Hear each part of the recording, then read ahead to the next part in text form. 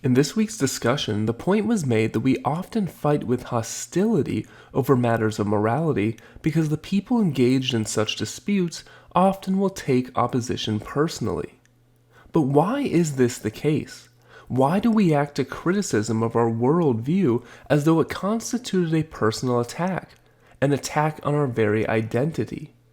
In this video, we will briefly consider these questions as well as a possible remedy for the hostility of moral discourse. In Plato's Euthyphro, the character Euthyphro's second definition of piety defines piety in terms of what the gods love and hate. What is dear to the gods is pious, and what is not dear to the gods is impious.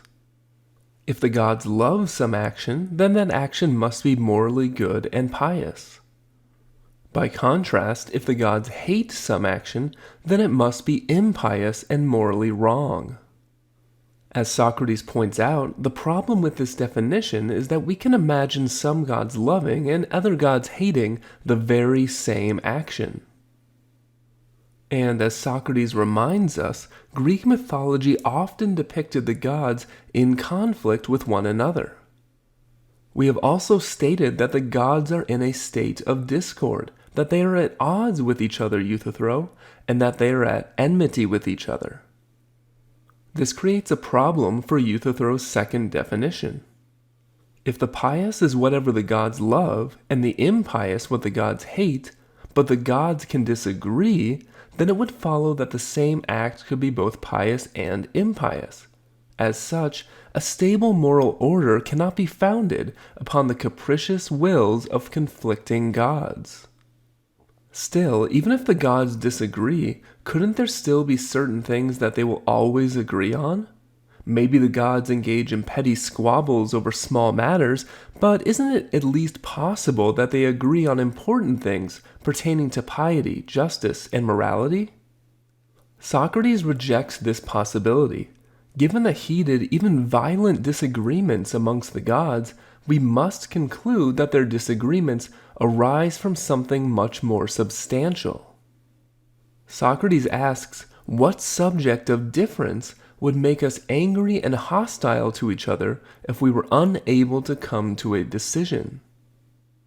Angry and hostile conflict results from disagreements about what is just and unjust, beautiful and ugly, good and bad. Hostile conflict inevitably results when discussions about these matters cannot come to a satisfactory decision. And presumably, Socrates thinks that the same holds true for moral conflict among the gods. The fundamental point here is the following. There is something inherent to the nature of moral disagreement that makes it the cause of hostile conflict. But why exactly do we react with such hostility toward those who disagree with our moral stance?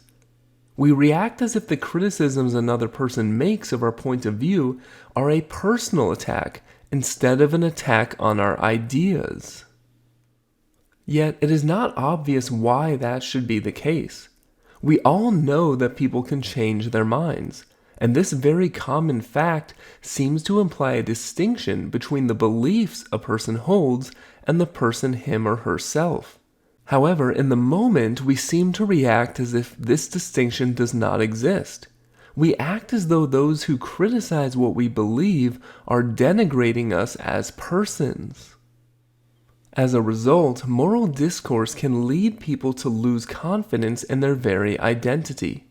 If my identity is built upon some ethical or political belief, and I am criticized by someone who thinks differently, then I have to confront the possibility that I could be wrong.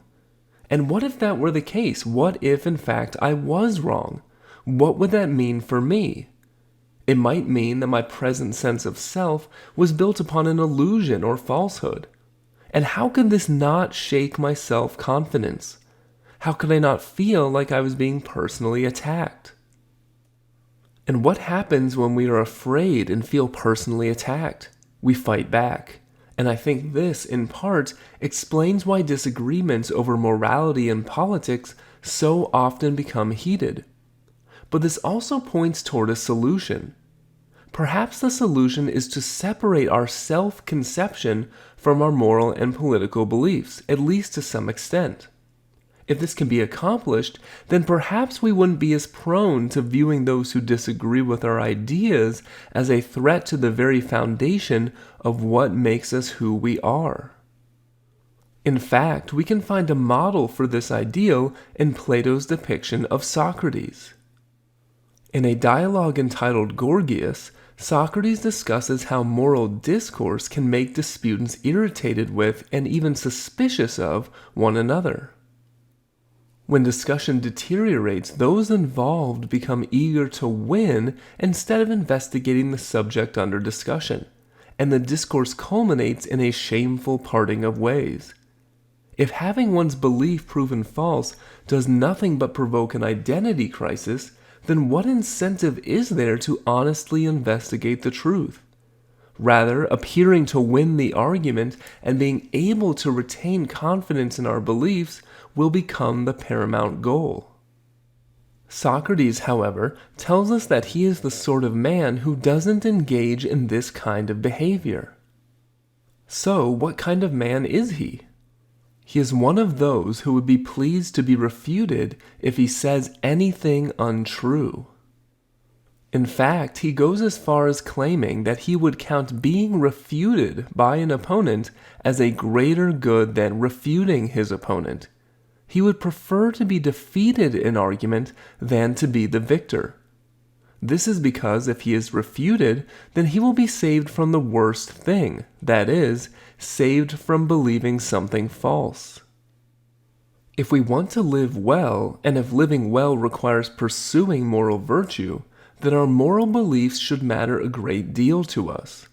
Not because we should make such beliefs the foundation of our identity, but because we cannot flourish as human beings with a warped conception of what is right. Consequently, we should feel relief rather than dismay when someone shows us the error of our ways. For this reason, there is nothing quite so bad for a person as having a false belief about matters of justice and morality.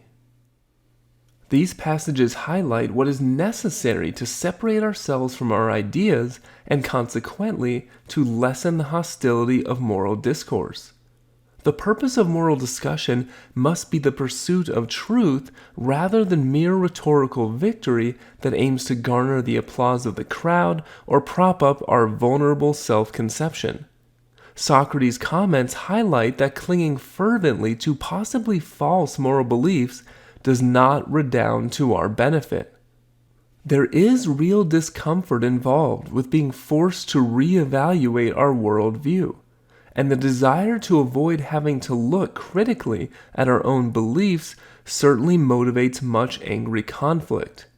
Yet, if we wish to lessen the antagonism of our moral discussions, and if we are serious about living a good life, then there is no alternative to subjecting our own beliefs to the critical scrutiny of honest philosophical dialogue.